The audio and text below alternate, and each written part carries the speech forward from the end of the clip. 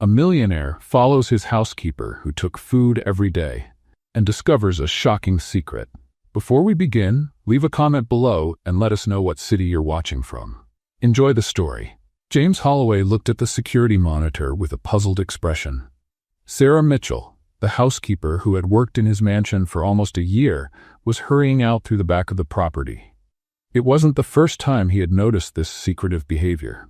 Taking something in her bag again, he murmured to himself. James owned Holloway Tech, one of the most promising tech companies in Boston. At 38 years old, he had everything money could buy: a 3-story mansion in Beacon Hill, luxury cars, and investments worth millions. But ever since his divorce 2 years ago, he lived alone in the large house, buried in work and surrounded by silence. Something about Sarah's behavior sparked his curiosity. On impulse, James grabbed his coat and followed her. He kept his distance as the young woman walked quickly for 3 blocks, then turned down a quieter street. That's when he saw her stop in front of someone sitting on the ground by an abandoned building.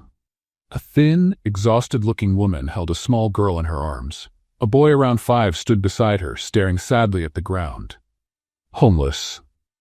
James stood behind a tree, watching the scene unfold. "Kate, I brought dinner for you," Sarah said warmly as she pulled food containers from her bag. "There's chicken, potatoes, and some vegetables. It's still warm." "Sarah, you're an angel," the homeless woman replied with a shaky voice. "I don't know how to thank you." "Noah, look, I brought that chocolate pudding you like." Sarah gently ruffled the boy's hair, and he finally smiled. James felt something stir in his chest. His housekeeper had been taking food from his kitchen to feed the homeless? That he should have been angry, but he couldn't take his eyes off the scene. Sarah helped the woman feed the little girl while chatting kindly with the boy about his day. "Is Emma running a fever again?" Sarah asked, touching the girl's forehead. "It started last night. I'm giving her the medicine you brought. But I'll bring more tomorrow," Sarah promised, pulling a small blanket from her bag. "It's getting cold at night." James watched, fascinated, as Sarah sat down on the dirty ground to talk with the family, without any sign of disgust or hesitation. She laughed with the boy, told stories, and listened to Kate's worries. For 20 minutes, she turned that dark corner into something that felt almost like a home. When Sarah finally left, James rushed back to the mansion before she returned. He slipped in through a side door and went straight to his office, his mind racing. Minutes later, he heard the service door quietly open and close. "Mr. Holloway?" Sarah knocked on the office door. "Is there anything else you need before I go?" James looked up and truly saw her for the first time in a year. Sarah Mitchell had intense green eyes, brown hair tied back in a simple ponytail, and work-worn hands. She dressed modestly, nothing flashy, and carried herself with a quiet dignity that now deeply intrigued him. "Sarah, how long have you worked for me?" he asked. 11 months, sir," she replied, clearly surprised by his sudden interest. "And what do you do after work?" He noticed the way her eyes shifted and her shoulders tensed. "Nothing special, sir. I go home, sometimes clean a few more houses." "And you never take anything from this house without permission, right?" Her face went pale. "Mr. Holloway, I would never—" "We need to talk tomorrow, Sarah. Come in an hour earlier." A shiver ran through her, but she nodded. "Yes, sir." After she left, James sat motionless in his chair, replaying the scene he had witnessed. In his world of calculating executives and shallow relationships, real compassion was rare. While the phone rang insistently beside him, he ignored it. Lost in the image of his housekeeper sitting on the dirty ground, sharing not just food, but humanity. Sarah entered her small one-bedroom apartment in Dorchester, a working-class neighborhood miles away from Beacon Hill's luxury. The place was modest, but spotless, a reflection of someone who spent her days cleaning other people's messes. "He knows," she whispered, dropping her bag onto the worn couch. "He knows about the food." A wave of panic washed over her.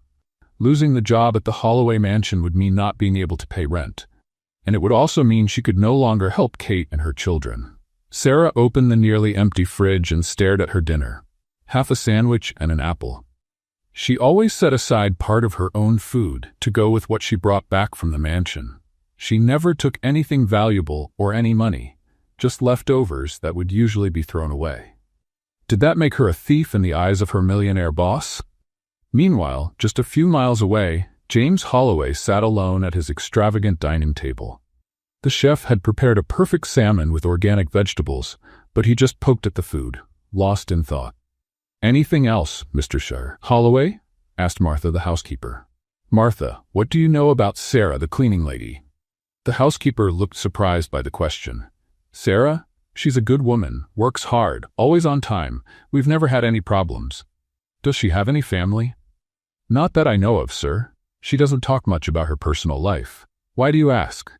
"No special reason," James replied vaguely. "You can go now, thank you." After she left, James picked up his laptop. With a few clicks, he opened the employee records and pulled up Sarah Mitchell's file. There was very little there beyond the basics. 28 years old, single, high school graduate, references from 2 previous cleaning jobs. No family listed as emergency contacts. His phone rang. It was Victoria Holloway, his cousin and the company's CFO. "James, did you see the messages I sent? The Silicon Valley investors want answers by tomorrow." Her voice sounded annoyed. "I'm looking at it now," he lied, still reading Sarah's file. "No, you're not. I know that tone. What's distracting you this time? Another charity idea to ease your guilt for being rich?" James frowned. Victoria had always been blunt, sometimes almost harsh. As his only close relative, she had taken on the role of family business guardian after James's parents died, even though she was younger than him. "Let's talk tomorrow at the office," he said, trying to avoid the subject. "You missed the meeting with the perfect tech executives today." "Again. I'll send a formal apology." After hanging up, James went back to Sarah's file. There was something about her that intrigued him. It wasn't just the kind act he had witnessed, but the dignity with which she did it. In his world of calculated relationships, strategic deals, and a failed marriage, finding someone who gave without expecting anything in return felt almost like an anomaly. The next morning, Sarah arrived an hour early as requested. She was visibly nervous, gripping the strap of her worn purse as she waited in James's office. He walked in, holding 2 cups of coffee. He offered one to her. "Mr. Holloway, about yesterday, I followed you, Sarah." The color drained from her face. James went on. "I saw you giving food to that homeless woman and the children." Sarah stood straighter, ready for whatever would come. "If you're going to fire me, I understand. But please let me explain. The food I take are leftovers that would be thrown away.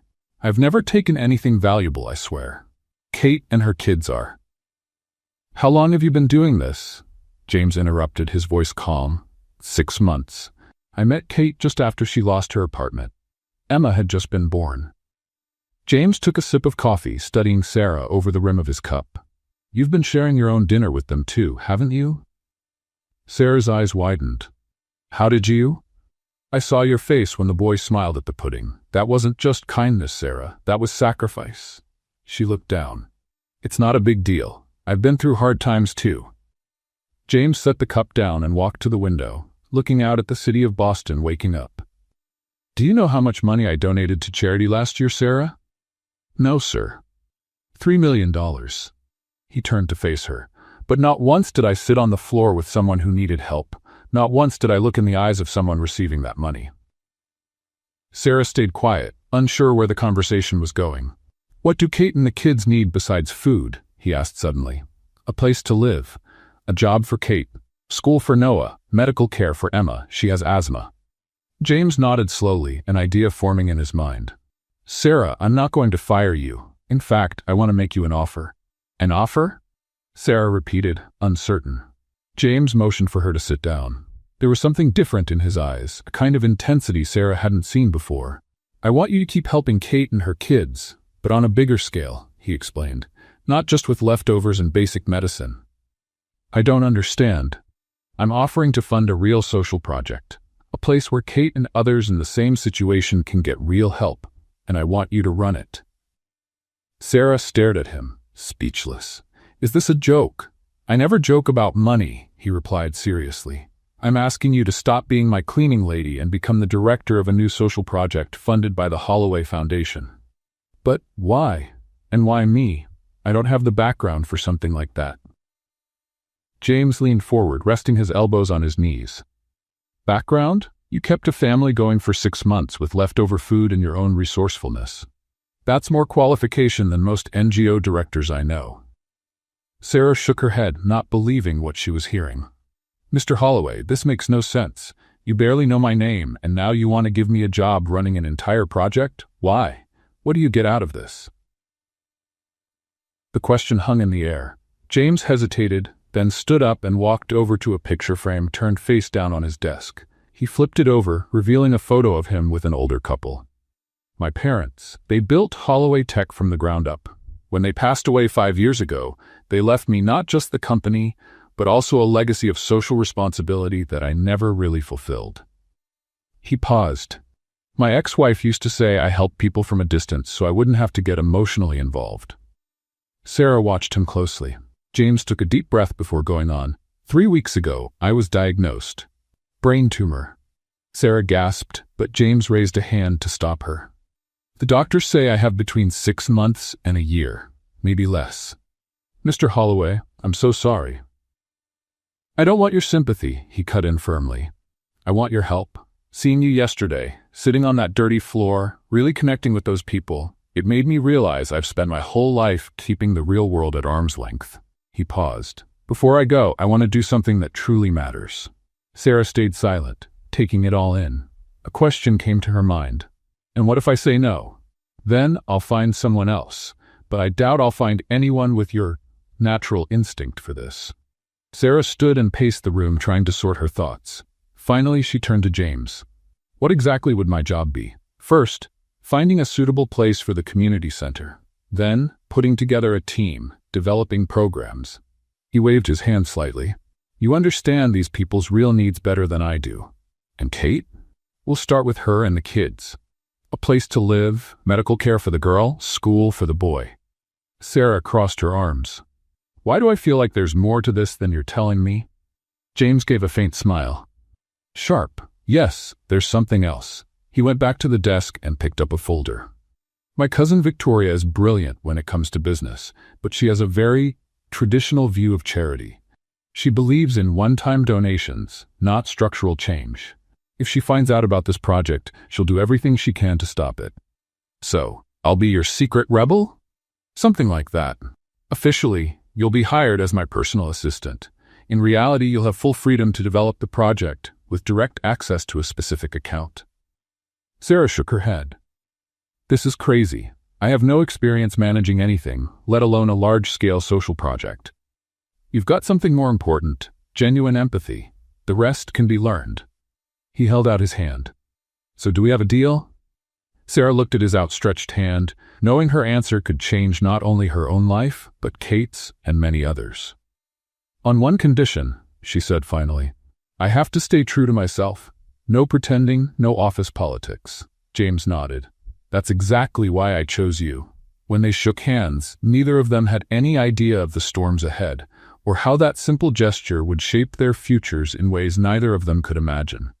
You hired your cleaning lady as a personal assistant? Victoria Holloway made no effort to hide her shock. Dressed elegantly in a navy blue suit, she stared at her cousin across the meeting room table. Have you completely lost your mind, James? Sarah has qualities that will be useful for some projects I have in mind, he replied calmly, sorting through documents. What qualities?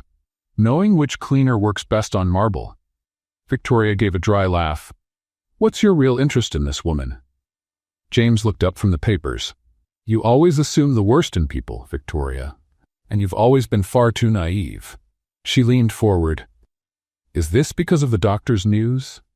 Are you having some kind of early midlife crisis? The mention of the supposed diagnosis made James pause. The lie about the tumor had come out spontaneously, a way to explain his sudden interest in the social project. He hadn't expected the story to reach Victoria so quickly. My health is not up for discussion, he deflected. Sarah will start today as my assistant, and that's final. Victoria studied him for a moment, then smiled, that calculated smile James knew all too well. Of course, cousin. Your company, your decisions. She stood up gracefully. I can't wait to get to know this very special assistant better. Across town, Sarah was facing her own moment of truth. A job? A real job? Kate was holding Emma in her arms, while Noah played with an old toy car a few feet away, in the small park where they had agreed to meet. Yes, with a steady paycheck and everything, Sarah confirmed. And there's more. I found an apartment for the three of you. This can't be real. Kate's eyes filled with tears. Who would do something like that for us? Sarah hesitated. James had asked her to keep his direct involvement quiet, at least for now. It's a new community project, she said vaguely. I'm helping to develop it. Overnight, you became a social worker? Kate looked suspicious. Sarah, you're not doing anything dangerous, are you? Of course not. Sarah sat down next to her friend. It was an unexpected but legitimate opportunity. Trust me. Kate looked at her for a long time. Noah asks about you every day, you know? When is Aunt Sarah coming back? You're the only person besides me he trusts since we ended up on the streets. Sarah felt her chest tighten. You won't be on the streets anymore. The apartment is in Roxbury. It's small, but it's clean and safe. It has 2 bedrooms, and it's close to a good public school for Noah. And what do I have to do in return? Kate asked softly. Join the program. Look for a job. Keep the kids in school and take them to their doctor appointments. Sarah held her friend's hand. Give yourselves a real chance. That afternoon, Sarah arrived at Holloway Tech wearing newly bought clothes, simple slacks and a white blouse. She felt out of place among the executives in expensive suits and women in high heels. The front desk receptionist looked her up and down. Can I help you? I'm Sarah Mitchell. Mr. Holloway is expecting me. The woman raised a perfectly shaped eyebrow. Oh, the new personal assistant. There was something in her tone that made Sarah's face burn. Before she could answer, a polished female voice came from behind her. You must be Sarah. I'm Victoria Holloway. Sarah turned to see a woman around 35 years old, impeccably dressed, with a smile that didn't reach her eyes. Nice to meet you, Mrs. Holloway. Miss Holloway, Victoria corrected her. James is on a video call. I thought we could take a moment to chat. It wasn't a suggestion. It was a command. Sarah followed Victoria into a smaller meeting room, feeling like an animal being led into a trap. So, Victoria began as soon as she closed the door. How does a cleaning lady become the CEO's personal assistant overnight? Must have been a very impressive interview. Sarah kept her composure. Mr. Holloway saw potential in my work. I'm sure he did. Victoria gave a cold smile. My cousin has always had a soft heart, especially for charity cases. I'm not a charity case, Sarah replied more firmly than she meant to. You're not? Victoria tilted her head. Well, whatever it is you're planning, just know that this company and my cousin's fortune are under my protection. James might be distracted for now with personal matters, but I'm always watching. The door opened and James walked in. Victoria, I see you've met Sarah. Victoria's expression changed instantly. Yes, we were having a lovely chat. Welcome to the team, Sarah. Once she left, James closed the door. Is she always like that? Sarah asked. Actually, that was her being polite, James said with a half smile. How did it go with Kate? Suspicious, as expected, but she accepted the help. James nodded, pleased. Good. Now about the community center. I found 3 properties we could convert. I'd like you to visit them this week. Mr. Holloway? James, please. If we're going to work on this project together, we need to drop the formalities. James, she corrected herself, feeling strange saying his name. Everyone around here seems to think I'm your, well, lover? He finished without hesitation. Let them think that. It'll be a good cover for the project. That doesn't bother you? Should it? Sarah studied the man in front of her. She had never seen her boss in this light, not as a distant millionaire, but as a man with a purpose and apparently not much time to see it through. I have a question, she finally said. If you only have a few months left, like you said, why start something you won't live to finish? James met her eyes, and for a moment, Sarah saw a vulnerability in him that he rarely showed. Maybe because, for the first time in a long while, I've found something that feels like it actually matters, he said simply. Now, let's get to work. 2 weeks later, Sarah walked through an old warehouse in the Dorchester neighborhood. The wide space with dust-covered windows had been empty for years, but she could already see the potential. This is perfect, she said, her voice echoing in the empty space. We could have temporary housing upstairs, a community kitchen over there, and job training space in that corner. James watched Sarah with growing admiration. She had thrown herself into the project with a passion and skill that surprised him. In just 2 weeks, she had researched models of community centers, visited local nonprofits, and put together a basic plan that would impress any social services expert. "How did you learn all this so fast?" he asked. Sarah shrugged. "Mostly the internet, and talking to people who really need help. Sometimes the best research is just listening."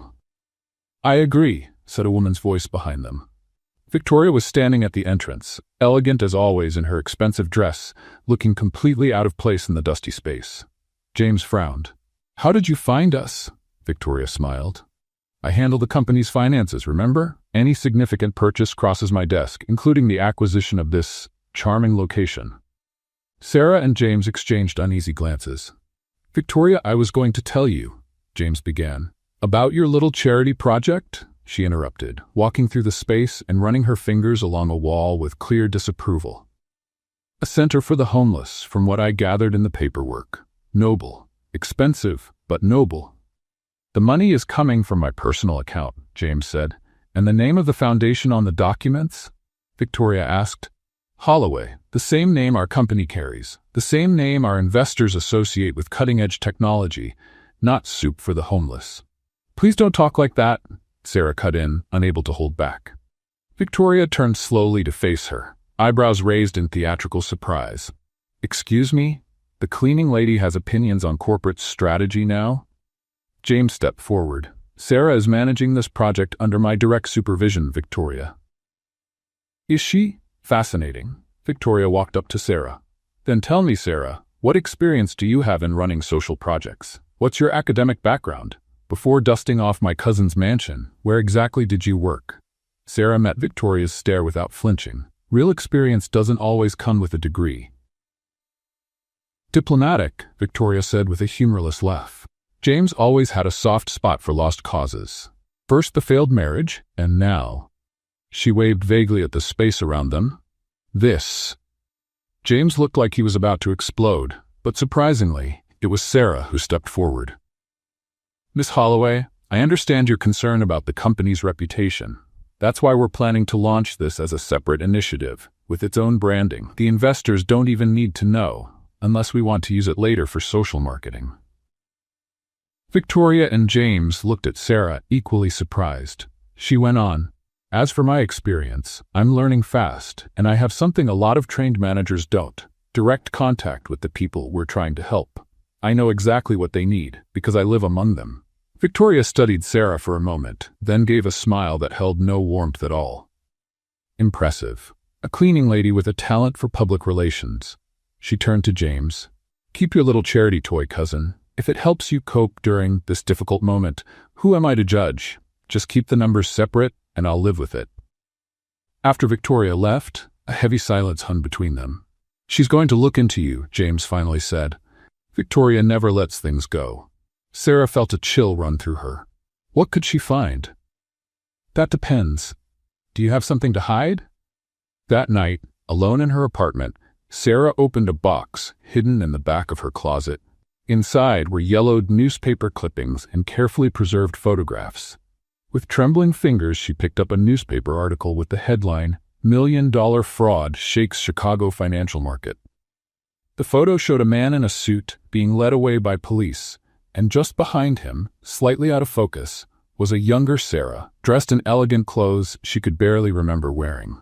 "David," she whispered to the image of the man, "you ruined everything." Sarah used to be Sarah Bennett, wife of David Bennett, one of Chicago's most promising financial consultants. They lived a life of luxury, charity galas, international travel, everything, until the day it all fell apart. David had set up a fraudulent scheme that deceived investors and friends alike. When the truth came out, he took his own life, leaving Sarah to face the aftermath alone: massive debts, lawsuits, and the social stigma. Let's have a little fun with those who only read the comments. Type McDonald's in the comments. Only those who make it this far will understand. Now let's get back to the story. She tried to rebuild her life, changed her name, started fresh in Boston. For years she worked hard to pay off what debts she could, living as simply as possible. The trauma had changed her deeply, and now, in a strange twist of fate, she found herself working for another wealthy businessman, once again surrounded by privilege. Her phone rang, snapping her out of her thoughts. It was James. "Sarah, I need you to come to the estate tomorrow morning. I've got an idea to speed things up with the project." "Did something happen?" she asked, concerned by the urgency in his voice. "Nothing serious. I just want to make the most of the time I have." His vague reference to the supposed illness made Sarah press her lips together. Even if it was for a good cause, lying about something so serious still bothered her. "I'll be there at 8. After hanging up, Sarah carefully stored away the newspaper clippings. If Victoria ever found out about her past, it would ruin everything. Not just her job, but more importantly, the help that was finally starting to reach Kate and so many others who needed it. Rain was pounding against the windows of the Holloway mansion when Sarah arrived the next morning. James welcomed her into the study, which was filled with architectural blueprints and documents. "I want to speed up the warehouse renovation," he said without delay. "I hired a construction company that can finish the job in 1 month instead of 3. Sarah's eyes widened. "Is that even possible?" "With enough money, almost anything is," James said. He seemed different, more energized, almost manic. "I also approved the purchase of the furniture and equipment you suggested." "James, we don't have to rush. We should take our time, plan the programs properly." He slammed his hand on the table. "We don't have that luxury." Then, more gently, "I don't have that luxury." Sarah felt that stab of guilt again. The lie about the tumor was weighing on her more each day. "Sorry," James ran a hand through his hair. "I'm under pressure. Victoria's questioning every expense, and the shareholders are getting nervous about my divided focus. Maybe we should tell your cousin the truth about the center." "No." His answer was firm. "Victoria only sees success in financial terms. To her, helping people is just an expensive hobby, not a real need." A thunderclap rattled the windows, followed by a sudden blackout. The mansion was plunged into darkness. "Great," James muttered. "The generator should kick in any second." But it didn't. Only the occasional flash of lightning lit the room. "Looks like the backup system failed," James said, turning on his phone's flashlight. "I'll go check the control panel in the basement. You should stay here." "I'm going with you," Sarah said. 2 sets of eyes are better than 1. The mansion's basement was surprisingly large. A maze of hallways, storage rooms, and old machinery. Using their phones for light, they made their way down the service stairs. "Never thought I'd see the great James Holloway doing manual labor," Sarah commented as he opened an electrical panel. "I grew up helping my dad fix things," he replied, surprising her. "Before the money and the tech, we were just a middle-class family with a garage full of projects." "Hard to picture that." "That's because you only know this version of me." James worked the switches with ease, the distant executive who barely noticed the cleaning lady. Sarah felt her face flush. "Well, you're definitely making up for that now." A deafening crash shook the structure, followed by the sound of something breaking. Instinctively, James pulled Sarah close, shielding her. "Lightning," he said, still holding her. "Must have hit a nearby tree." They were suddenly very close, their faces lit only by the bluish glow of their phones. Sarah's heart was racing. From the shock, she told herself. "I think we can let go now," she whispered. "Right." James released her quickly and focused back on the panel. "Found the problem, a blown fuse." As he worked to replace it, Sarah watched his hands, strong, capable, nothing like what she'd imagined from a millionaire executive. There was so much more to this man than she had first thought. "So, what was your life like before?" she asked. "When you were just a regular middle-class kid?" James smiled, focused on the task. "Pretty normal. Public school, work during summer breaks, used to argue with my cousin over who got to use the car on weekends. Hard to believe you and Victoria were close." "We were inseparable," he said. "Victoria was brilliant, always helped me with my homework. When my parents died, she was the one who kept me from falling apart." "What happened? Between the two of you, I mean?" James paused, thinking. Success, money, different views on what to do with it all. He shrugged. "What about you? Have you always been this devoted to helping people?" Sarah looked away. "Not always. There was a time when I was very focused on myself." "What changed?" A painful memory crossed her face. "I learned the hard way that building a life on appearances and money is like building a sandcastle during high tide." Before James could ask more, The lights suddenly came back on. The intimate moment was broken by the return of electricity. "Mission accomplished," he said, closing the panel. As they climbed the stairs, a heavy silence followed them, the kind that comes when two people begin to see past first impressions. Back in the office, they picked up the conversation about the community center. But something had shifted. The professional distance had cracked just enough to let in glimpses of vulnerability on both sides. "I think we should visit Kate and the kids," James said as they reviewed the kitchen equipment list. "I want to see how they're settling into the apartment." Sarah looked up, surprised. "You want to go in person?" "Why the surprise? It's my project too." "It's just, you always seem to prefer helping from a distance, without getting too involved." James put down his pen and leaned back in his chair. "Maybe I'm trying to change that. Realizing your time is limited tends to shift your priorities." Once again, the lie about his health hung between them. Sarah felt a knot in her stomach.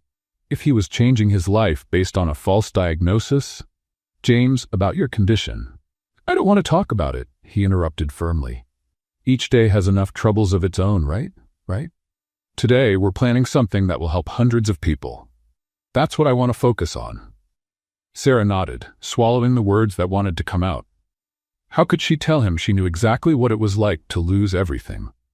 That she understood, maybe better than he realized, the deep desire to leave something good behind before it was too late.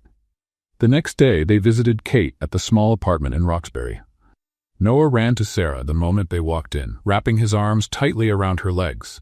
"Aunt Sarah, I have a real room now, with a bed just for me." "That's wonderful, isn't it?" Sarah smiled, ruffling the boy's hair. "Noah, this is Mr. Holloway. He's helping with the project." The boy looked up at James with curious eyes. "Are you rich?" "Noah," Kate said, embarrassed. "I'm sorry, Mr. Holloway. Kids have no filter." James laughed, a genuine sound Sarah rarely heard. "It's okay. Yes, Noah, I have some money, but you know what I've learned? Money's not much fun unless you do something good with it." As Kate showed them the apartment, Sarah watched James interact with Emma, who had recovered from her fever. To her surprise, he seemed completely at ease with the 2-year-old, letting her play with his expensive tie and patiently answering her endless toddler questions.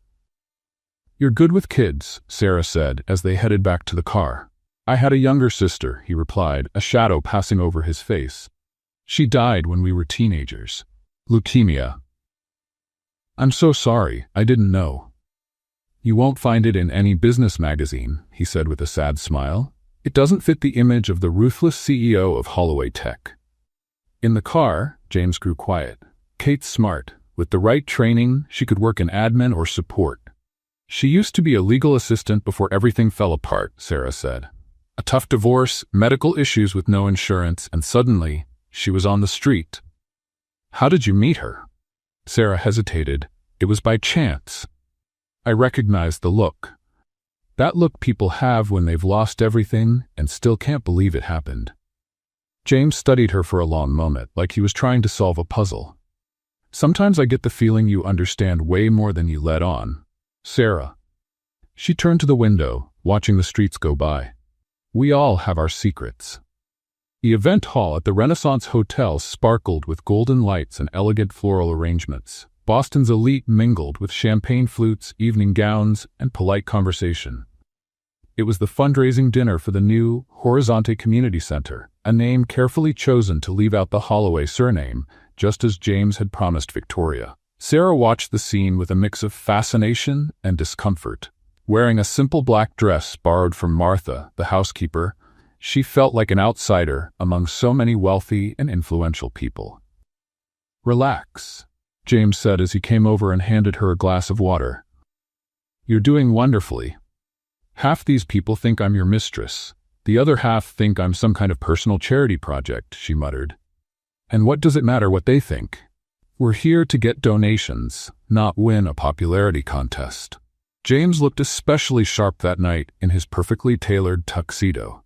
No one would ever guess he was carrying the weight of a terminal diagnosis. Because it wasn't real, Sarah reminded herself with a stab of guilt.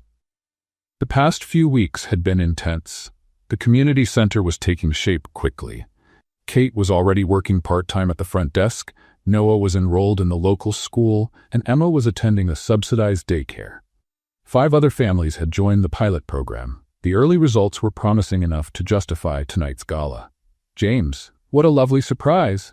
A sophisticated woman approached, kissing the air near his cheek. "I haven't seen you at a social event in months." "Caroline, this is Sarah Mitchell, Executive Director of the Horizonte Center."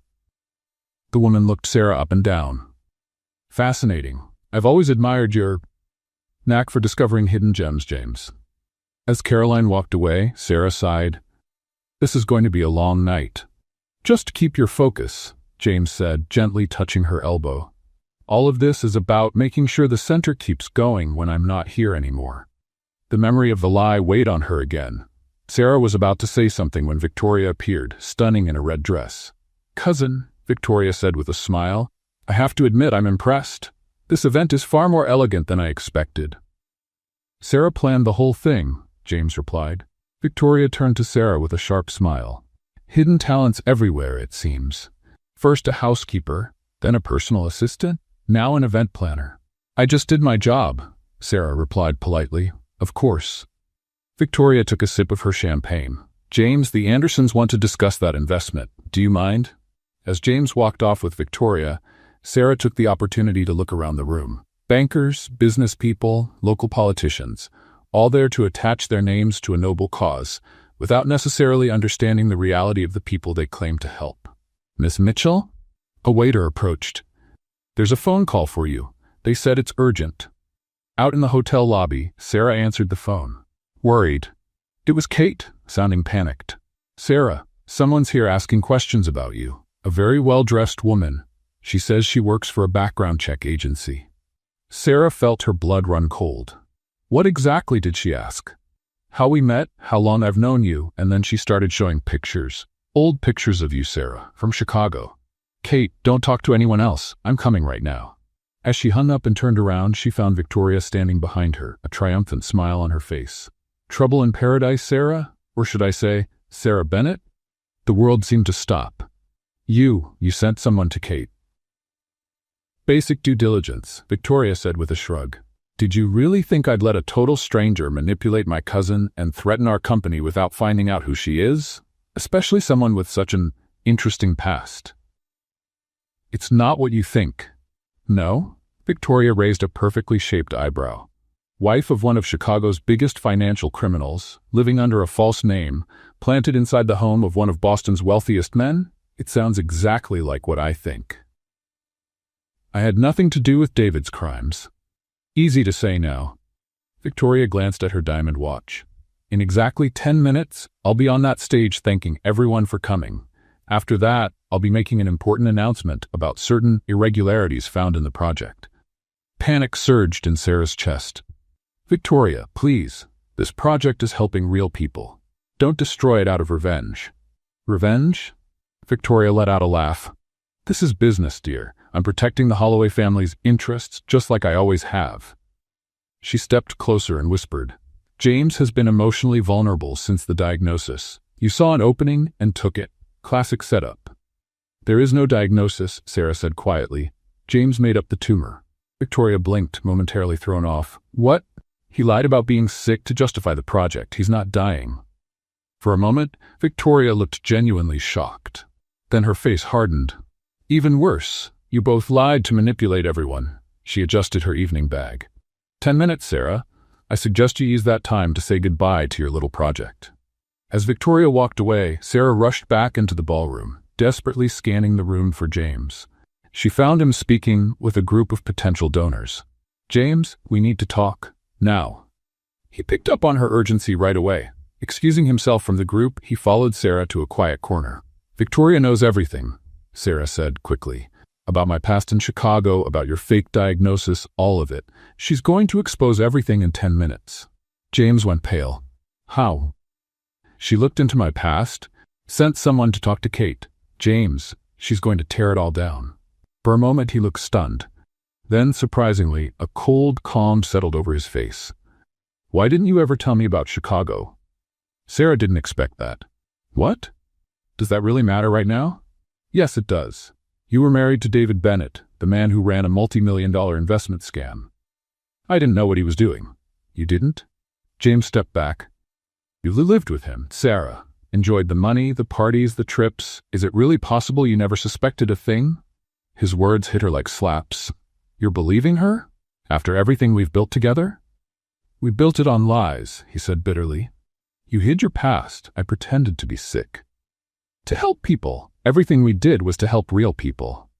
James ran a hand over his face, looking suddenly worn out.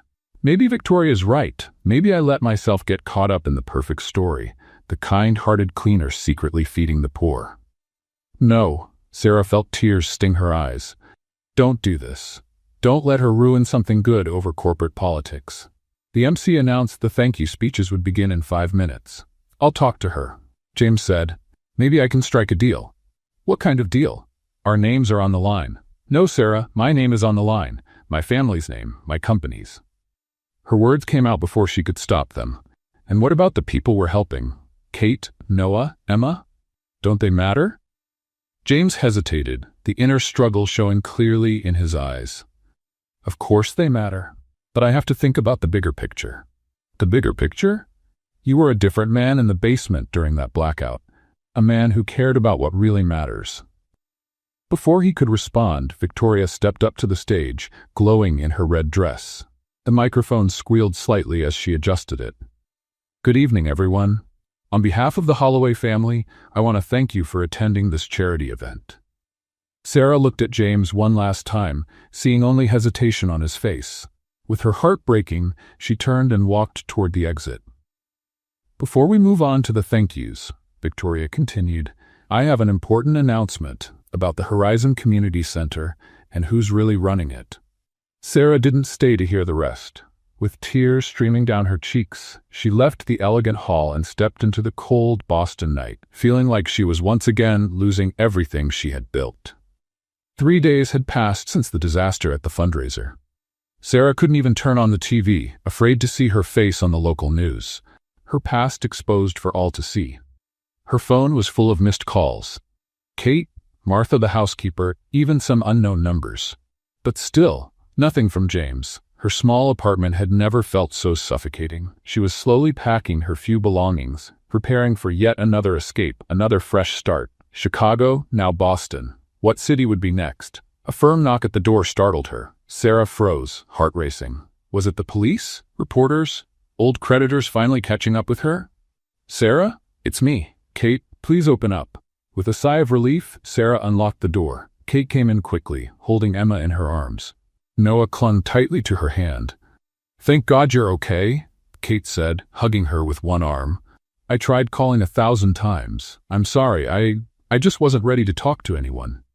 We need to talk, Kate said urgently. It's about that woman, Victoria. Sarah felt her stomach drop. She's been with you again? Not exactly.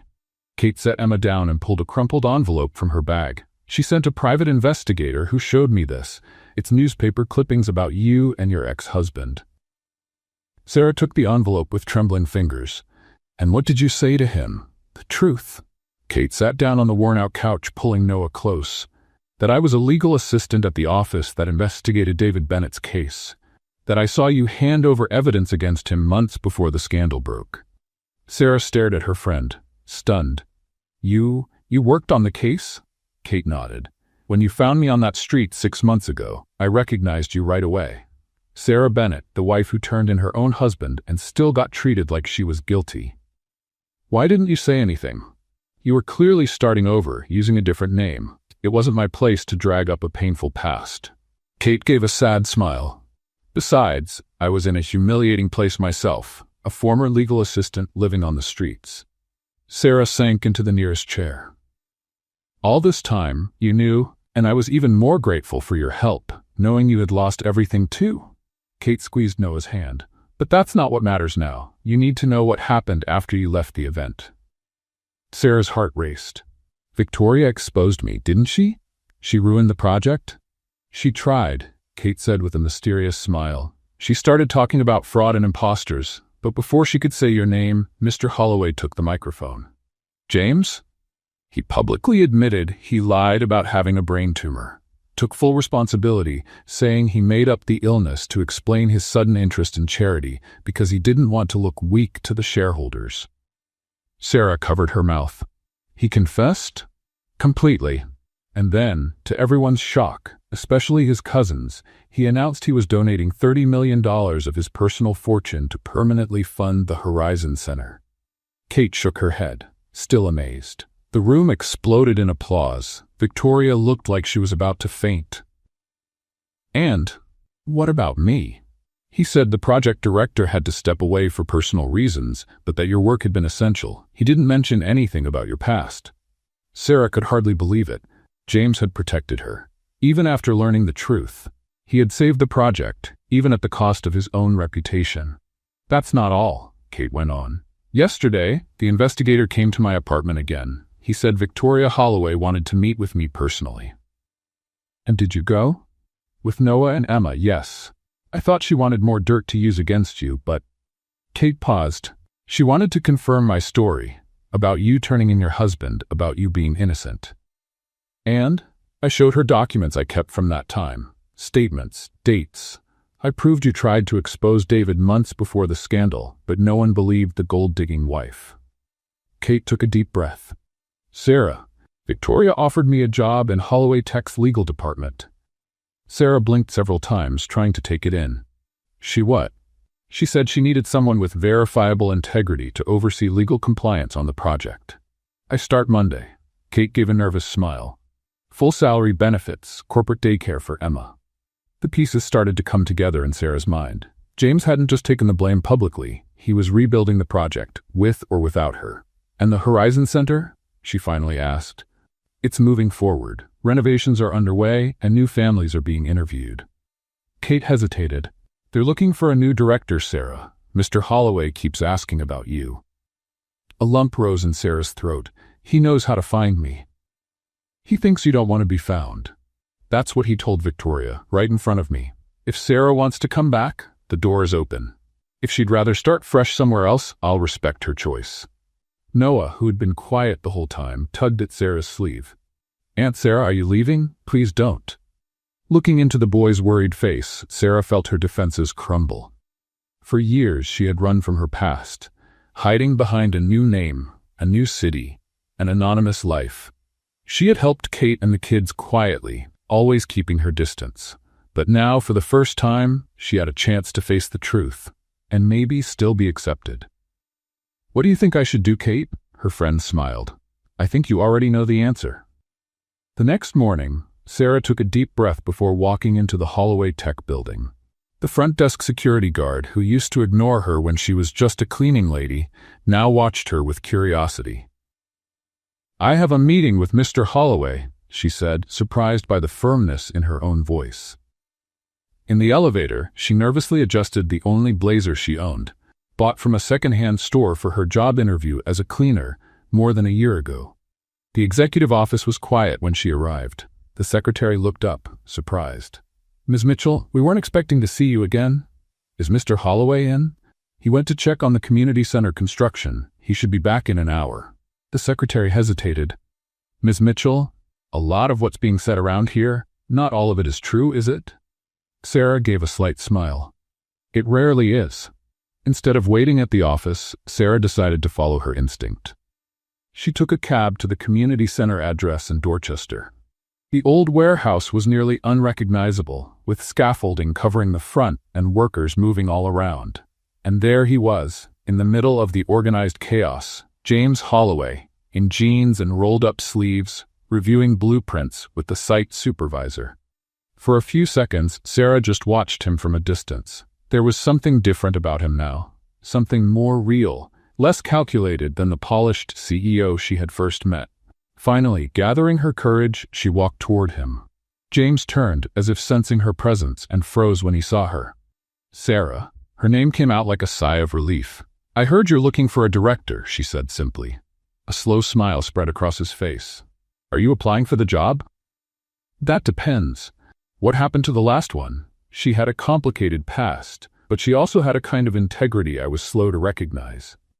Sarah looked at the building in transformation. I heard you took the blame for the lie about the tumor. It was my lie to take. James stepped closer. Why didn't you ever tell me about Chicago? About David? For the same reason you made up an illness. Sometimes we lie because we're afraid the truth will make us unacceptable. A quiet moment of understanding passed between them. Kate told me everything, James continued. How you tried to report your husband, how no one believed you, how you lost everything even though you were innocent.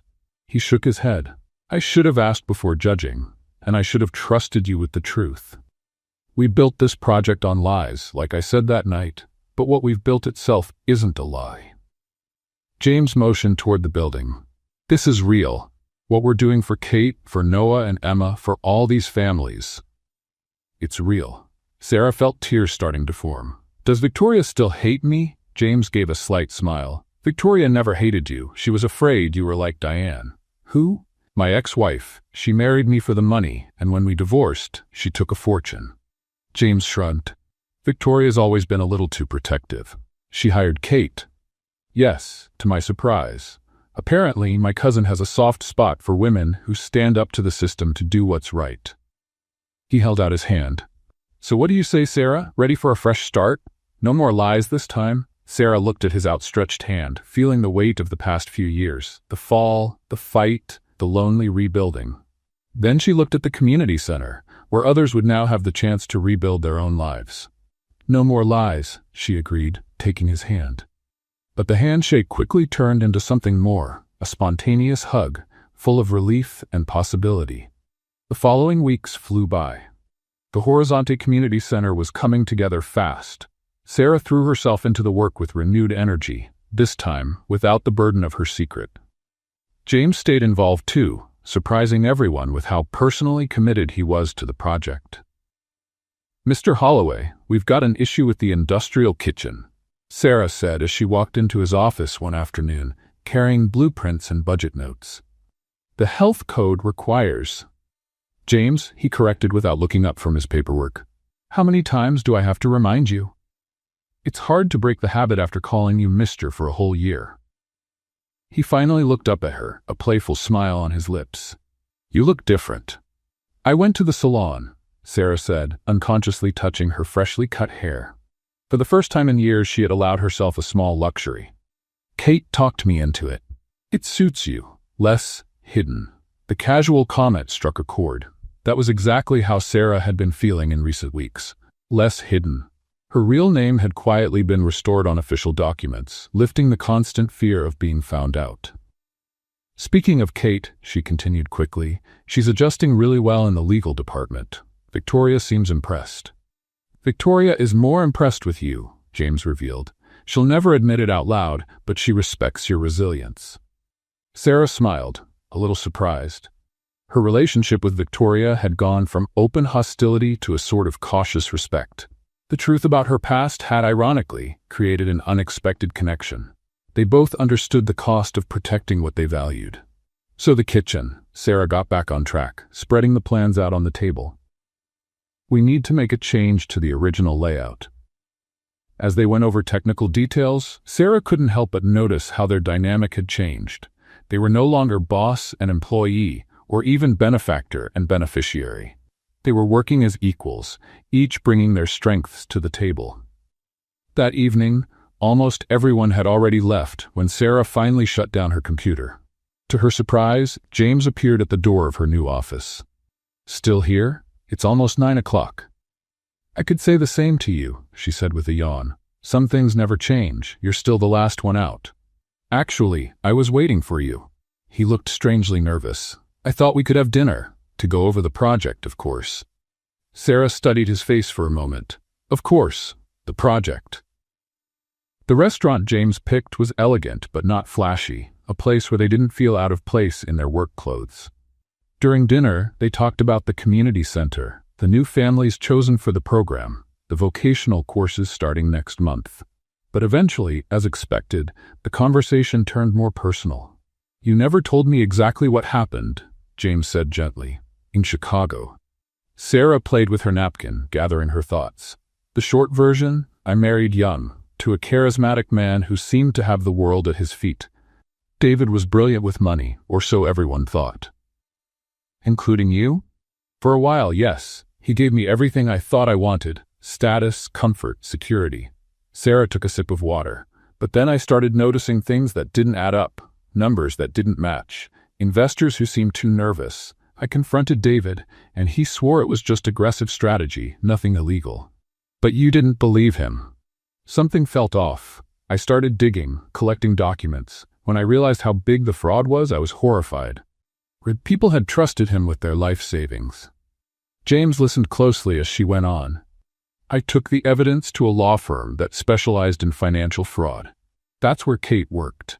But David had powerful connections, and somehow he found out what I was doing. He managed to convince everyone I was trying to blackmail clients, maybe even frame him for something he hadn't done. And no one believed you. I was the ambitious wife who enjoyed the money. Why would I turn on the man who gave me that life, unless I wanted more? Sarah gave a bitter smile. The irony is, I never cared about money as much as David thought I did. I liked the security, yes, but what really made me happy was seeing him happy, living his dream. What happened next? When the fraud finally came to light months later, David couldn't take the pressure. He took his own life before he could be arrested. Sarah took a deep breath. Suddenly, I was the widow of a con man, assumed to be his accomplice. I lost everything. Not just money. I lost friends, respect, my identity. And you came to Boston to start over. With a different name, yes. I was tired of being Sarah Bennett, the suspicious widow. I just wanted to be no one, I guess. James reached across the table and placed his hand over hers. You were never no one, Sarah, not even when you were quietly cleaning my house. His touch was warm and comforting. Sarah didn't pull her hand away. Your turn, she said. Why did you make up having a tumor? James leaned back in his chair, keeping his eyes on hers. The truth, I was improvising. I needed something dramatic to explain why I suddenly cared about doing good. Why did you need a reason? Because men like me don't do charity out of pure kindness. We do it for tax breaks, for marketing, to ease our guilt about being privileged. He shrugged. A terminal diagnosis explained everything.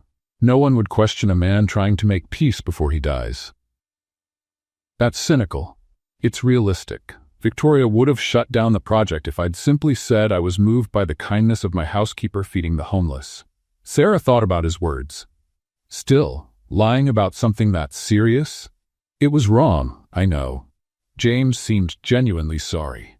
I realized it when Victoria found out the truth. The lie stained something that was supposed to be purely good. And now, without the lie as an excuse, why are you still moving forward with the project? James looked her in the eyes. Because I met you, Sarah. You showed me that helping others doesn't have to be a distant transaction. It can be personal, meaningful, even life-changing. Dinner went on late into the evening, their conversation flowing easily from professional topics to personal ones. When they finally left, a light rain had started to fall. My driver can take you home, James offered. That's not necessary. I can take the subway. At 11 at night? No way. Sarah smiled, picking up on the protective tone. I can take care of myself. You know, I've survived worse than Boston's subway at night. I know you can. He looked at her with an intensity that made her heart beat faster. Let me come with you, then. I can take the subway, too. James Holloway on public transportation? Now that I have to see. Laughing, they walked together through the light rain to the nearest station. At that hour, the train car was nearly empty, giving them space to sit side by side, their shoulders brushing now and then as the train swayed. What's it like? He asked quietly. What is? Living normally. No drivers, no assistants, no doors magically opening in front of you. Sarah laughed. Is that what you think normal is? Most people aren't struggling to survive, you know. They're just living, working, loving, making mistakes, trying again. James looked down at his hands. Sometimes I wonder if I still remember how to do that, live normally. It's like riding a bike. You never really forget. When they reached the station near Sarah's apartment, James insisted on walking her to the door. They walked in a comfortable silence down the quiet streets, occasionally exchanging glances and smiles. Well, this is it, she said, stopping in front of the modest building. Sarah, James began, more hesitant than she'd ever seen him. Maybe I'm reading this wrong, but... You're not, she interrupted gently. For a moment, they just stood there, light rain falling on them, time hanging between who they had been and who they might become. Then James touched her face softly, leaning in for a kiss that was tender and almost shy. Sarah closed her eyes, letting herself fully feel that moment, the first in a long time where she wasn't running, hiding, or protecting herself. When they pulled back, both smiled, a little surprised, a little nervous, completely sincere. "This complicates things," Sarah murmured. "Or maybe it makes things simpler," he replied, brushing a damp strand of hair from her face. "Good night, Sarah." "Good night, James." As she watched him walk away, Sarah felt a strange mix of fear and hope. She had learned the hard way that trusting powerful people was risky. But James wasn't David, and she was no longer the naive young woman she once was. For the first time in years, Sarah allowed herself to imagine a future that wasn't only shaped by her past, but by the possibilities of the present. The Horizon Community Center was almost ready for its grand opening. The freshly painted walls, new furniture, modern equipment, it was all coming together day by day. In the 3 months since the charity event, the project had grown beyond their initial expectations. 8 families were already living in subsidized apartments, 15 people had found stable jobs, and there was a waiting list for job training courses starting next week. "The daycare turned out perfect," Sarah said, walking through the colorful space filled with carefully arranged educational toys. "Emma's going to love it." Beside her, James smiled. In the past few weeks, they had found a comfortable rhythm, working together during the day, having dinner some nights, getting to know each other at a slower, more thoughtful pace than either had ever experienced before. "Speaking of kids, I got an interesting call today," James mentioned as they left the daycare. "A local TV station wants to do a story about the center. Apparently, Kate's journey, from homeless to working at Holloway Tech, caught their attention." Sarah stopped abruptly. "A story? With cameras and everything?" "Yes, why?" "It would be great publicity for the center." The panic was clear in Sarah's eyes. "James, if my face shows up on TV, my past in Chicago." James gently touched her shoulder. "Your name was legally restored, remember? There's nothing left to hide. Besides, you were cleared of any involvement in David's fraud." "Legally, yes, but the court of public opinion never cleared me." Sarah shook her head. "There are people in Chicago who lost everything because of David. If they recognize me—" "I understand," James nodded. "I'll talk to the station. We can focus the piece on Kate and the other families. You don't need to appear." The relief on Sarah's face was clear, but it quickly gave way to a more determined expression. "No, I'm tired of hiding." She took a deep breath. "If we're going to do this, I want to do it right. Tell my story too, the real story." James looked at her with a mix of surprise and admiration. "Are you sure? It's time to stop running." Sarah gave a nervous smile. "I just hope Victoria won't mind having the Holloway name linked to a reformed fraudster." "Speaking of my cousin," James's tone shifted slightly. "She's been acting strange lately. She canceled 2 board meetings and has been avoiding any talk about the company's finances." "That's not like her." "Not at all. Victoria lives for spreadsheets and financial reports." James frowned. "I'll check on it later. For now, should we finish the tour? The industrial kitchen is almost done." The next morning, Sarah was woken by her doorbell ringing nonstop. Still groggy, she opened the door to find James standing there, his face tense, holding the morning newspaper. "What's going on?" "Victoria," he said as he stepped inside and handed her the paper. "She's in trouble." The headline was unmistakable. Holloway Tech executive under investigation for financial misconduct. The article detailed how Victoria Holloway was being investigated for allegedly diverting company funds to personal offshore accounts and manipulating financial reports to inflate the company's stock value. "Oh my God," Sarah sat down, stunned. "Did you know about this?" "I had no idea until last night. The police contacted me." James looked exhausted. "Apparently, the investigation has been going on for months after a company accountant raised some red flags." "Do you think she's guilty?" James ran a hand over his face.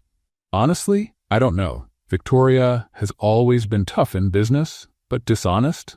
That's not the cousin I know." He hesitated. "Or maybe I've been naive, just like she always says I am." "What happens now?" "The police are going through all the company's financial records. Stocks have already dropped 20% since the news broke." James looked genuinely worried. Hundreds of jobs are at risk, including Kate's. Sarah's phone rang. It was Kate, her voice tight and rushed. "Sarah, did you see the paper? They're saying Miss Holloway embezzled millions. Everyone here is panicking, thinking they're going to lose their jobs." "Calm down, Kate. I'm with James right now. We'll figure this out." "There's more," Kate continued, lowering her voice. "I overheard some executives talking. They're suggesting you might be involved because of your past in Chicago." "What?" Sarah felt a chill. "How is that even possible? I never had access to the company's finances. They're hinting the Horizon Center could be a front for laundering money, that you and Victoria might be working together." James, who was listening in on the other line, jumped in. "That's absurd. Victoria was against the project from day one." "I'm just telling you what I heard, Mr. Holloway. And one more thing. The interview with the local TV station has been canceled. They want to wait until the Holloway situation is cleared up." After hanging up, Sarah and James exchanged worried glances. "This is a nightmare," she whispered. "I'm being tied to yet another financial scandal." "I won't let that happen," James said firmly. "I need to talk to Victoria, hear her side of the story." "Will she even see you if she's guilty?" "Victoria might be a lot of things, but she'd never run from a confrontation." That afternoon, while James tried to reach his cousin, Sarah went to the Horizon Center to reassure the staff. The mood was tense. Many of them had experienced financial instability before, and the thought of losing their new jobs was frightening. "Nothing is going to happen to the center," Sarah said during an impromptu meeting. "The project's funds are separate from Holloway Tech, held in an independent foundation." "But wasn't Miss Holloway also overseeing those funds?" one of the instructors asked.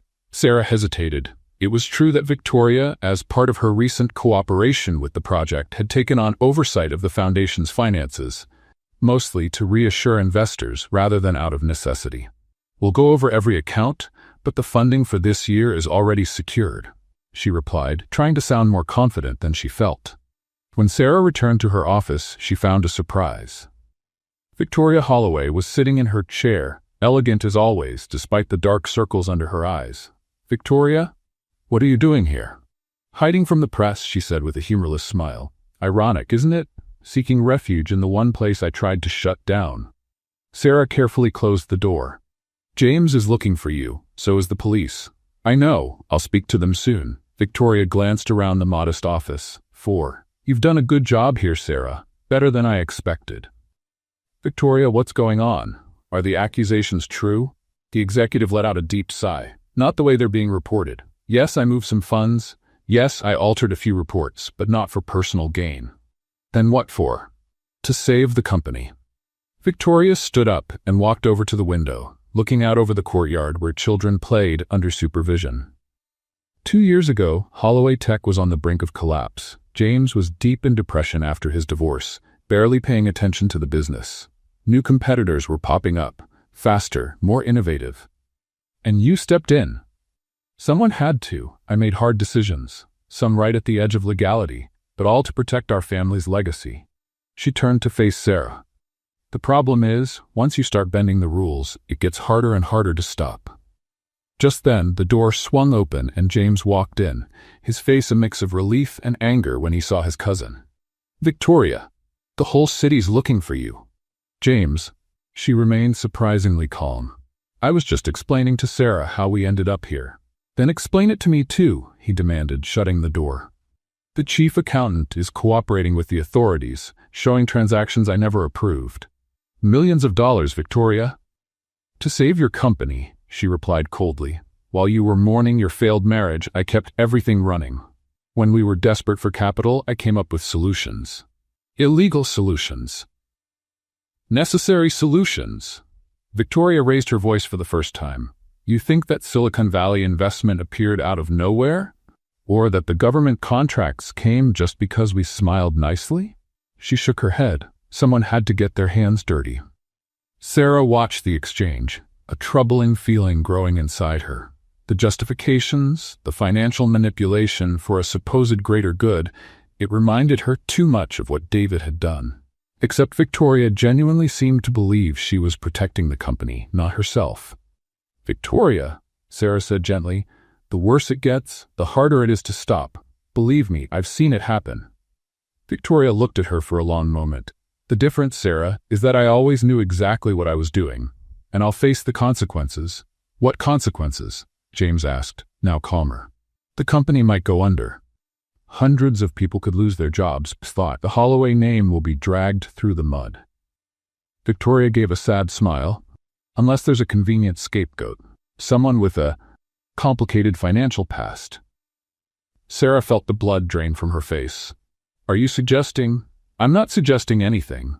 I'm informing you that several executives have already started spreading the rumor that you, Sarah, with your questionable background, were the one who manipulated me. That Horizon Center was an elaborate distraction while we funneled funds together. That's ridiculous, James exploded. No one would believe that. People believe what they want to believe, cousin, especially when the alternative is admitting they were fooled by someone they trusted. Victoria turned to Sarah. I didn't start the rumor, to be clear, but I didn't deny it either when it surfaced this morning. The silence that followed was heavy with implications. Sarah felt sick. Once again, she might be blamed for something she didn't do. Are you going to turn yourself in? James asked at last. Yes, this afternoon. Victoria adjusted her perfectly tailored blazer. But before that, I wanted to see the famous center for myself, to understand what was so important that you'd risk our company's reputation for it. She gave Sarah a half smile. I have to admit, what you two built here is impressive. What happens now? Sarah asked, her mind racing. I'll probably be arrested, Victoria answered, disturbingly calm. The company will face intense scrutiny. The board will likely ask for your resignation, James. And the center? That depends on how well you two can distance this project from Holloway Tech's troubles. James stepped forward, determination on his face. We'll clear your name, Victoria. Don't be foolish, cousin. She shook her head. I'm guilty of what they're accusing me of. Maybe not for the reasons they think, but still, guilty. Victoria grabbed her expensive purse, getting ready to leave. What you need to do now is protect what really matters, the people who depend on you. This center, Sarah. As Victoria reached the door, Sarah felt she had to say something. Victoria, what you did doesn't define who you are. Believe me, I know that better than anyone.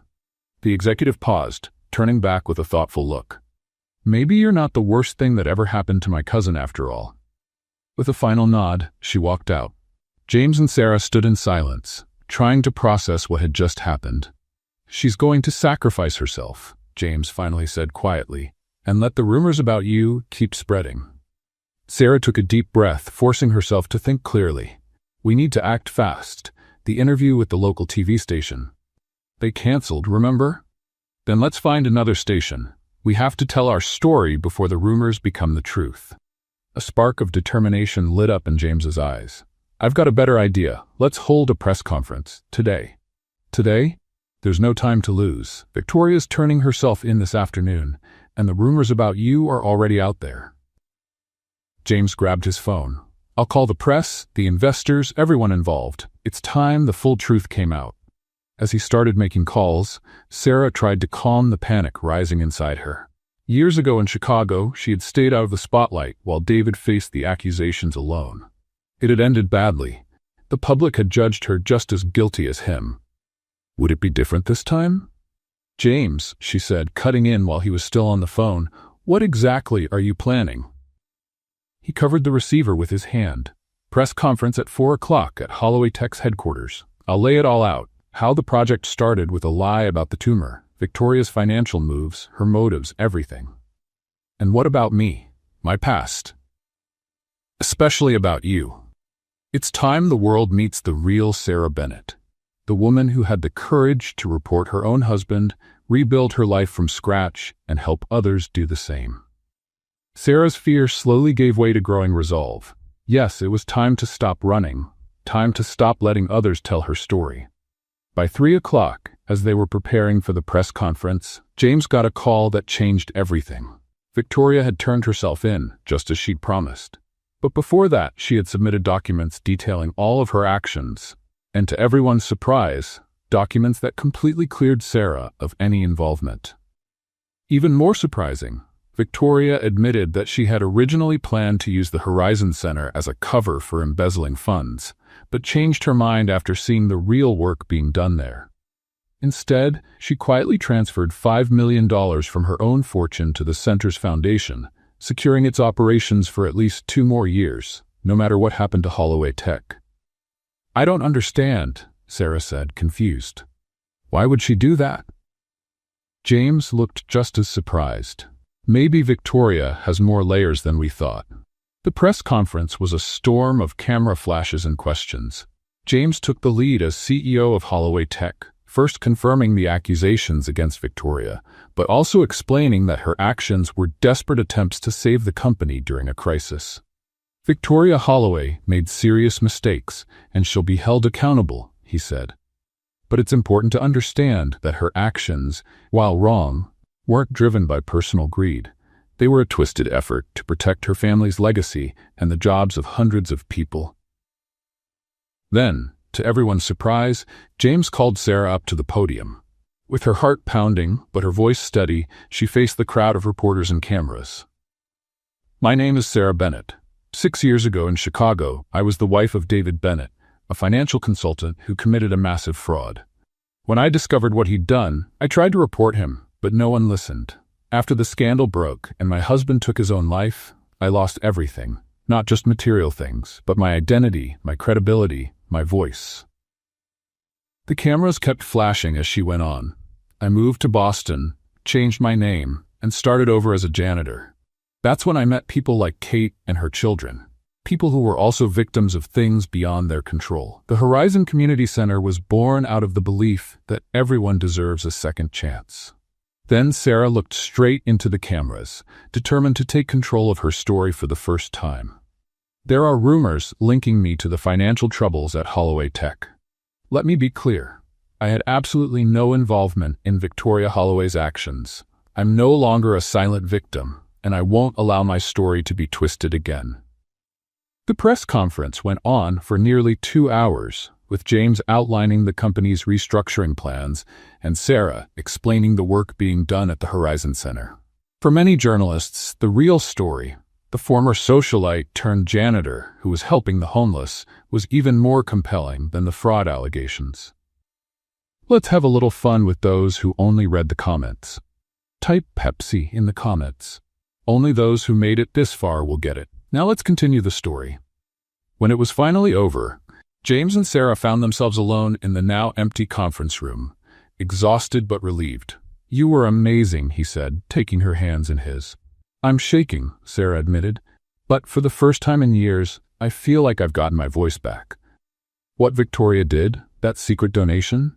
She gave us a chance to survive the storm," Sarah finished. "Now it's up to us."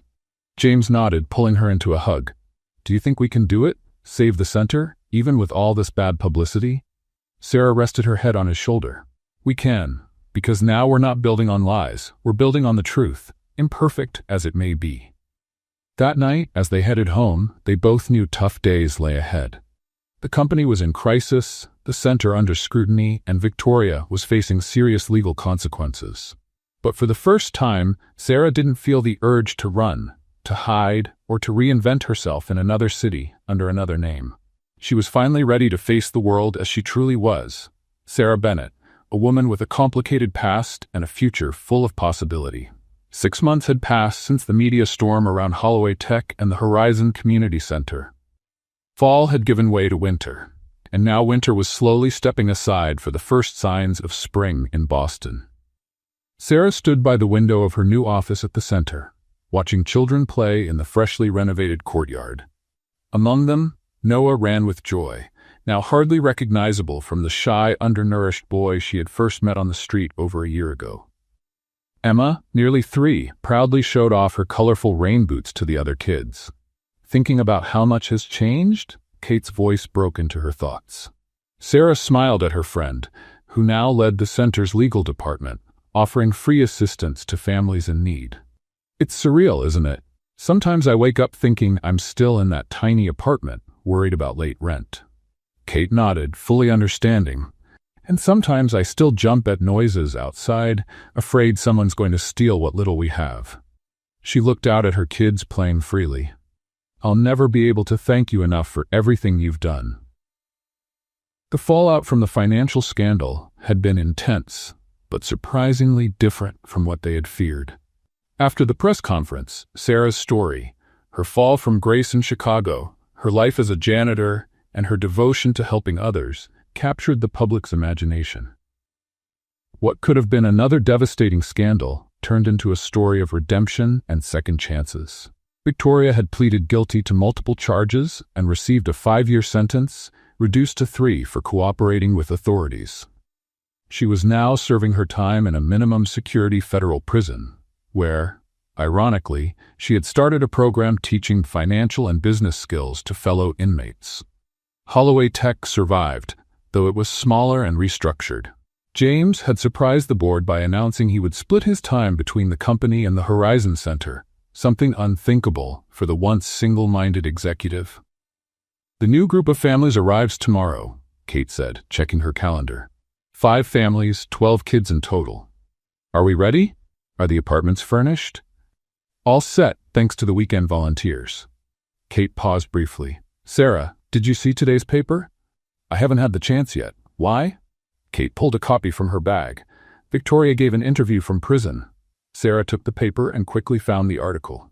To her surprise, Victoria had spoken at length about the Horizon Center, calling it the most meaningful legacy of the Holloway family, and encouraging other companies to invest in similar initiatives. "She really has changed," Sarah murmured, moved. "People can surprise you," Kate said with a smile, "like a certain cleaning lady who changed so many lives." After Kate left, Sarah returned to the window, thinking about the incredible journey of the past few months. The Horizon Center hadn't just survived the scandal, it had thrived. The unexpected publicity brought in new donors, volunteers, and even opportunities to replicate the model in other cities.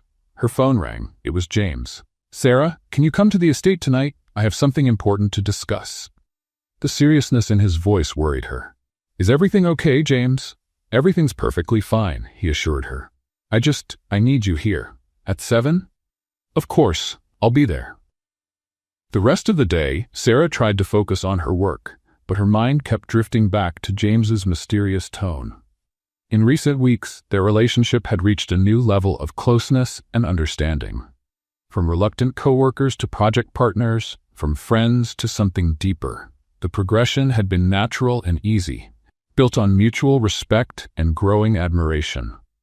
At exactly 7 o'clock, the taxi dropped her off in front of the Holloway estate, but this time felt different from every other time she'd been there. First as an anonymous cleaner, then as an employee, later as a project partner.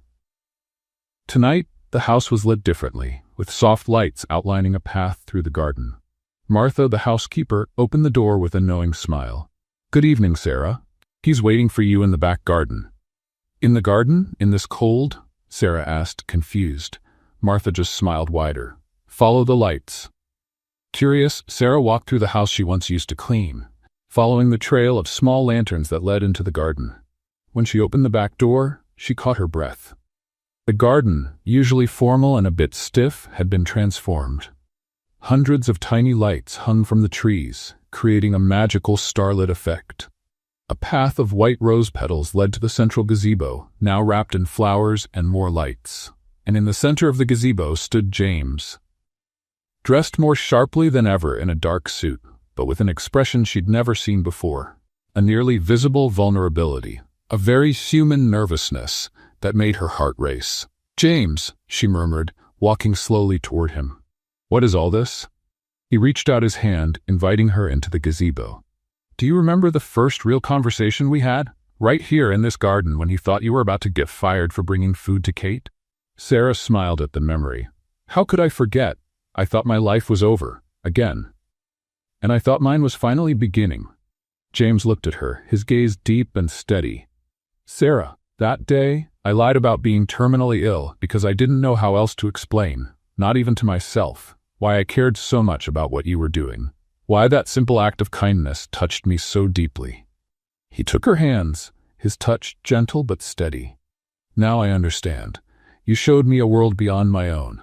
A world where people truly care about one another, where second chances are real, where value isn't in what we own, but in what we give. Sarah's eyes began to sting with unshed tears as James went on. These past few months have been the hardest, and somehow, the most meaningful of my life. Victoria in prison, the company in crisis, the center under pressure. And still, all I can think about is how grateful I am for that moment, a year ago, when I decided to follow my cleaning lady to see what she was hiding. Then, to Sarah's complete surprise, James knelt down in front of her, pulling a small velvet box from his pocket. "Sarah Bennett, you taught me the meaning of courage. The courage to start over, to help others even when you were barely holding on yourself, to face your past instead of running from it. You showed me that real wealth isn't measured in dollars, but in lives changed." He opened the box, revealing a delicate ring, not flashy or extravagant, but elegant in its simplicity. A sapphire, surrounded by small diamonds. "The blue reminds me of your eyes that first day, when you stood up to me after I found out about the food," he said with an emotional smile. "Sarah Bennett, would you give me the honor of sharing not just a social project, but a whole life? Will you marry me?" Tears finally spilled down Sarah's cheeks. The journey that had brought her to this moment flashed through her mind. The fall in Chicago, the anonymous years of struggle, the constant fear of being exposed, and then, somehow, finding understanding, acceptance, and love in the most unexpected place. "Yes," she answered, her voice choked with emotion. "Yes, James Holloway, I will marry you." When he slid the ring onto her finger and stood to embrace her, Sarah felt like the circle had finally come full. The cleaning lady and the millionaire, both changed by a chance encounter and the courage to see beyond appearances. The kiss they shared under the sparkling gazebo lights sealed a promise that went far beyond words. A promise of a life built not on convenient lies or carefully maintained appearances, but on truth, compassion, and a shared purpose.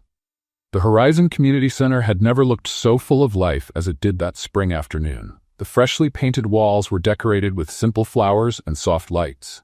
The large hall, usually used for classes and training, had been transformed into a warm, intimate wedding space. "Nervous?" Kate asked, adjusting the simple yet elegant white dress Sarah had chosen for the big day. "Strangely, no," Sarah replied with a calm smile. "It feels right." Choosing to hold the wedding at the center had been an easy and unanimous decision. That space represented everything they valued and the journey they had taken together. The guests weren't Boston's social elite, but an unexpected and meaningful mix. Families helped by the center, staff members, a few Holloway tech executives, Martha the housekeeper, and even, surprisingly, Victoria Holloway, who had received special permission to attend, escorted by discreet guards. Noah, now 6 years old and dressed in a tiny suit that made him adorably uncomfortable, came into the makeshift bridal room. "Aunt Sarah," he called out with serious urgency, "it's time. Uncle James looks like he's going to faint from nerves." Sarah laughed, adjusting her simple veil one last time. Kate hugged her tightly before leaving to take her place as maid of honor. "Thank you for everything," Sarah whispered. "No, thank you," Kate replied with emotion. "For giving us a real life." The small hall grew quiet as the doors opened. There would be no dramatic entrance or elaborate wedding march, just Sarah, walking in alone, representing her independent journey to the man waiting for her at the simple altar. James stood there, more handsome than ever in his tuxedo, but what truly caught Sarah's attention was his expression, a mix of awe, love, and deep gratitude that made her heart swell. The ceremony was simple and deeply personal. They had written their own vows, reflecting the extraordinary path that had brought them there. "Sarah," James began, his voice steady despite the emotion in his eyes, "when you came into my life, I was an incomplete man, rich in possessions but poor in real connections. You showed me that true wealth is in the bonds we build and the lives we touch." He held her hands tightly, as if to give more weight to every word. "I promise never to forget the most important lesson you taught me, that small acts of kindness can spark great change. I promise to be your partner in every way, not just on the easy days, but especially on the hard ones. I promise to build with you not just a house, but a home, where love, compassion, and honesty are our foundation." When it was her turn, Sarah took a deep breath, looking at the man in front of her. Not a distant millionaire anymore, but but the complex, wonderful person she had grown to love. James, our story began in an unexpected way, a quick gesture, a sudden curiosity, a meeting that would change our lives forever. Of all the mansions in Boston, I walked into yours. Of all the people who could have seen me feeding Kate and the kids, it was you. Her voice trembled slightly, holding back emotion. I promise to always stand by your side, just like I have through the hardest times this past year. I promise to remind us, when days get hard, of the cleaner and the boss who found something precious where no one expected it. I promise never to run again, not from challenges, not from truth, and not from the love we've built together. As they exchanged rings, simple gold bands without any show, Sarah looked out at the faces in the small crowd. Kate, tears in her eyes, Noah and Emma trying to stay still, Victoria wearing a surprisingly gentle expression, and dozens of others whose lives had been woven together with theirs through the Horizon Center. When the officiant finally pronounced them husband and wife, the kiss they shared was followed by clapping and a few emotional tears from the guests. It wasn't just the union of two people. It was the celebration of a journey of transformation that had touched countless lives. The reception that followed had none of the flashy luxury one might expect from a man in James's position. Instead, it was a warm and genuine celebration, with homemade food prepared by the center's own beneficiaries, cheerful music, and heartfelt conversations. At one point, Sarah found herself momentarily alone with Victoria, who had managed to step away from the guards for a private word. "I have to admit," Victoria said in her usual direct tone, though softer than usual, "you surprised me, Sarah Bennett, or should I say Sarah Holloway now." "What do you mean?" "I thought you were just another gold digger. Or worse, someone using a sad story to manipulate my cousin." Victoria shrugged. "I was completely wrong." Sarah smiled, understanding this was probably as close to an apology as she would ever get from Victoria. "We were both protecting what we loved, just in different ways. The difference is, your way worked better," Victoria noted, a slight smile softening her normally stern face. "Look at all this." She gestured toward the center, at the people celebrating. "You built something real, something that's going to last." "We built it," Sarah corrected. "All of us, including you." Victoria raised an eyebrow. "Me? I tried to sabotage this place from the start. And then you saved it with that secret donation. Not to mention your legal situation forced us all to face truths we'd been avoiding." A genuine smile, maybe the first Sarah had ever seen, appeared on Victoria's face. "Always finding the silver lining, aren't you? Now I understand why my cousin needs you so much." Before they could say more, the guards approached discreetly, signaling that Victoria's time was up. The former executive straightened her posture. "Well, Mrs. Holloway, enjoy your evening." She offered her hand formally. "And take good care of him. James has always been better than the rest of us. He just needed someone to remind him." The night carried on with more dancing, laughter, and meaningful conversations. At one point, James pulled Sarah onto the center of the makeshift dance floor, holding her close as they swayed to a soft melody. "Happy, Mrs. Holloway?" he murmured against her hair. "More than I ever thought possible," she replied, resting her head on his shoulder.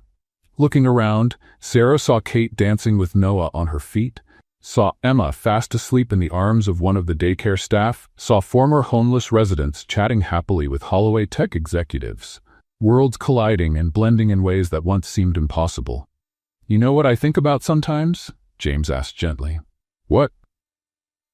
"That in some parallel universe, I never noticed you sneaking out with that lunchbox.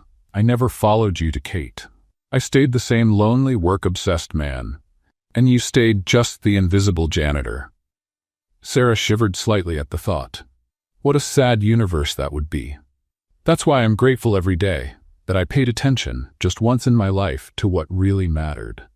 When the music ended, they held each other a moment longer, soaking in the fullness of it all. For Sarah, who had once lost everything and rebuilt her life from the ashes, this wasn't just a new chapter. It was a reminder that sometimes the greatest gifts come disguised in the most unlikely situations. For James, who once had everything money could buy, but never found true connection, it was the culmination of a journey that began with a simple moment of curiosity, following his janitor to see what she was hiding in her bag. I think it's time for our announcement, James finally said, taking her hand. Sarah nodded, walking with him to the small stage. James asked for everyone's attention, and the room gradually quieted. First, we want to thank every one of you for being here. Today is meaningful, not just because of our wedding, but because it represents the coming together of two worlds that in the past rarely met in any real way. Sarah looked at her new husband's face, open, sincere, so different from the distant and guarded CEO she had first met. Sarah and I have a special announcement, he continued. Starting today, along with the services we already offer, the Horizon Community Center will be expanding. We're launching the New Beginnings program, which will provide full scholarships to children and young people in vulnerable situations and offer job training and employment opportunities for adults. A wave of excitement spread through the room as James went on. We believe everyone deserves a second chance, something we've both learned from personal experience. This center began with a simple but powerful act of kindness when Sarah risked her job to feed a family in need. Now, we want to multiply that act 1,000 times. Sarah stepped forward, joining James in the announcement. What we've learned on our journey is that the most meaningful changes often start with small acts of courage and compassion. Every person in this room has the power to make a difference in someone's life. This center isn't just a building or a program. It's a testament to what happens when we choose to look beyond appearances and give people a real chance to start over. As the guests applauded, James pulled Sarah in for a spontaneous kiss. Not the formal kind shared during a ceremony, but a heartfelt gesture of passion and gratitude that made the room erupt in even louder applause and cheers. Later, as the celebration finally began to wind down, James and Sarah stepped out onto the center's patio, looking up at the stars over Boston. He wrapped his arms around her, shielding her from the cool spring night air. "So, where do we go from here, Mrs. Holloway?" he asked. Sarah smiled, turning in his arms to face the man who had changed her life just as much as she had changed his. "Home," she replied simply. "Together." And as they got into the car that would take them back to the mansion, no longer a symbol of lonely wealth, but a true home they had both learned to build, Sarah reflected that sometimes the happiest endings aren't the ones from fairy tales, but the ones we patiently create, brick by brick, truth by truth, and one fresh start at a time. What did you think of Sarah and James's story? Share your thoughts in the comments. On a scale of 0 to 10, how would you rate this story? Don't forget to subscribe and click the bell so you don't miss any of our stories, and check out more inspiring stories right here on the end screen.